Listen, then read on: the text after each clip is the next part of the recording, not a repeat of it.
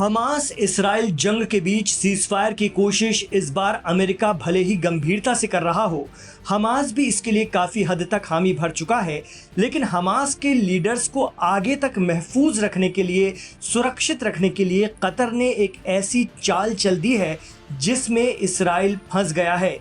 जी हाँ, वो कतर जिस पर इसराइल ने ये कहते हुए हमला कर दिया था कि उसके यहाँ हमास लीडर शरण लिए हुए हैं, वो कतर जिसे अमेरिका और इसराइल ने ही मध्यस्थता की जिम्मेदारी सौंपी थी, उसी कतर के रिहायशी इलाके पर हमला करके इसराइल ने रेड लाइन पार कर दी थी।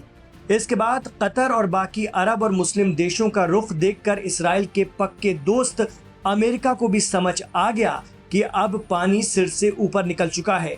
वैसे भी कतर अमेरिका के लिए बहुत मायने रखता है। सऊदी और दूसरे अरब देशों से ज्यादा कतर में अमेरिकी फौजें और साजो सामान है। अमेरिका की इसी मजबूरी का फायदा उठाकर कतर ने भी वो दांव खेला कि इसराइल चाहकर भी अब हमास के नेताओं को निशाना नहीं बना पाएगा। जी हाँ, कतर के तेवर देखकर सबसे पहले तो प्रेसिडेंट ट्रंप ने इसराइल के पीएम नेतन्याहू से कतर के अमीर को माफी का फोन कराया, जिसमें पीएम नेतन्याहू ने उनसे क्षमा मांगी और आगे इस तरह की हरकत दोबारा नहीं होगी इसका भरोसा दिया।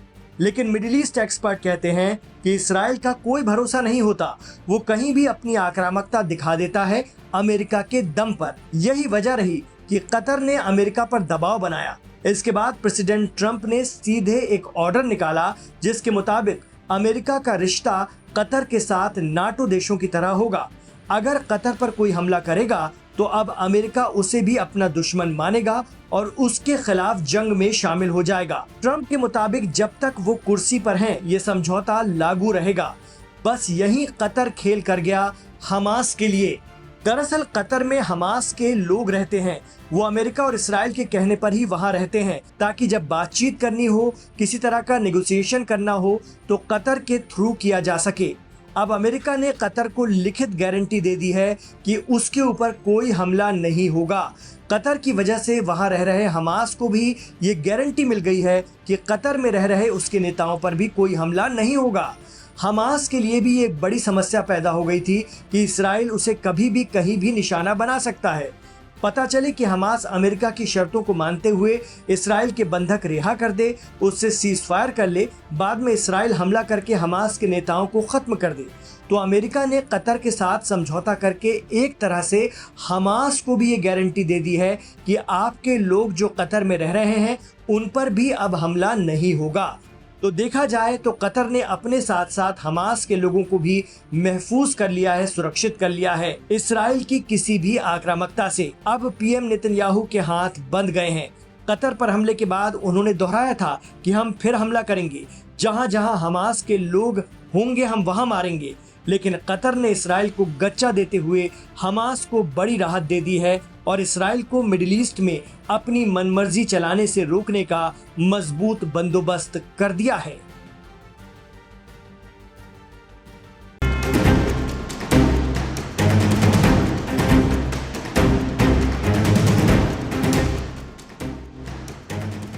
ईरान की राजधानी तेहरान पर संकट के बादल मंडरा रहे हैं और इस संकट को ईरान के सुप्रीम लीडर अयतुल्लाह अली खamenei और राष्ट्रपति पेजेश्कियान ने भांप लिया है। ईरान को खतरा है इजराइल और अमेरिका से। दावा किया जा रहा है कि इजराइल अमेरिका की मदद से ईरान की राजधानी पर विध्वंसक हमला करने वाला है, जिसके लिए ईरान ने इजराइल को मात देने के लिए तगड़ा प्लान बनाया है। चलिए जानते हैं अयतुल्लाह अली खamenei ने क्या प्लान बनाया है। दरअसल माना जा रहा है लीडर खामेनेई के प्लान से अब इजराइल के जेट बारूद बरसाएंगे, इसके मंसूबे विफल हो जाएंगे और अमेरिका के बॉम्बर्स बम गिराएंगे तो तबाही से ईरान बच जाएगा। इस प्लान पर खामेनेई कुछ ऐसा काम कर रहे हैं जिससे दुश्मन की एयर स्ट्राइक को फेल किया जा सके, जिसके लिए तेहरान से 1500 किलोमीटर दूर माकरान में राजधानी बनाने की रणनीति चल रही है। माकरान में राजधानी बनाने की बात पहले भी उठती आई है, लेकिन इजराइल और अमेरिका की एयर स्ट्राइक के बाद यह पहली बार सामने आया है जब ईरान के राष्ट्रपति पेजेश्कियान ने मकरान में राजधानी शिफ्ट करने के लिए कहा है। पेजेश्कियान ने हाल ही में मकरान भौगोलिक क्षेत्र में पड़ने वाले हॉर्म्यूज़गन प्रांत के दौरे पर थे और उन्होंने स्पष्ट किया कि तेहरान में कई गंभीर समस्याएं हैं जो इसे लंबे समय तक राष्ट्रीय राजधानी बनाए रखना कठिन बना सकती है। बढ़ती आबादी, घुटन भरी बुनियादी संरचना और संसाधनों की कमी के कारण देश के राजनीतिक केंद्र को स्थानांतरित करने की आवश्यकता पैदा हो सकती है। पेजेश्कियान ने कहा कि विकल्प अब केवल विकल्प नहीं बल्कि एक जरूरी तैयारी बन चुकी है। जनवरी में ईरानी सरकार ने यह प्रस्ताव सुप्रीम लीडर खामनेई को पेश किया था कि देश की राजधानी को तेहरान से मकरान के भौगोलिक इलाके में स्थानांतरित किया जा सकता है। मकरान स्ट्रेट ऑफ हॉर्म्यूज के निकट स्थित है और रणनीतिक रूप से महत्वपूर्ण है। यह ओमान की खाड़ी से मिलता है और यहाँ पर कड़ी सैन्य तैनाती की जा रही है।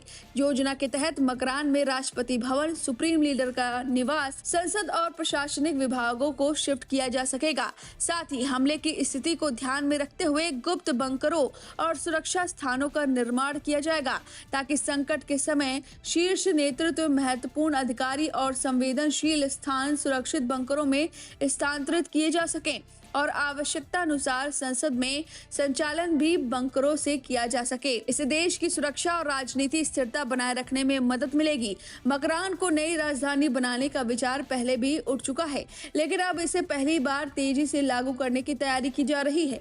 अमेरिका और इजरायल के एयर स्ट्राइक की धमकी के बीच यह कदम ईरान की रणनीति का अहम हिस्सा बताया जा रहा है। मकरान में सुरक्षित बंकर और प्रशासनिक केंद्र बनाए जाने की योजना है ताकि किसी भी संभावित हमले के दौरान देश के महत्वपूर्ण अधिकारियों, वैज्ञानिकों को सुरक्षित जगह पर पहुंचाया जा सके।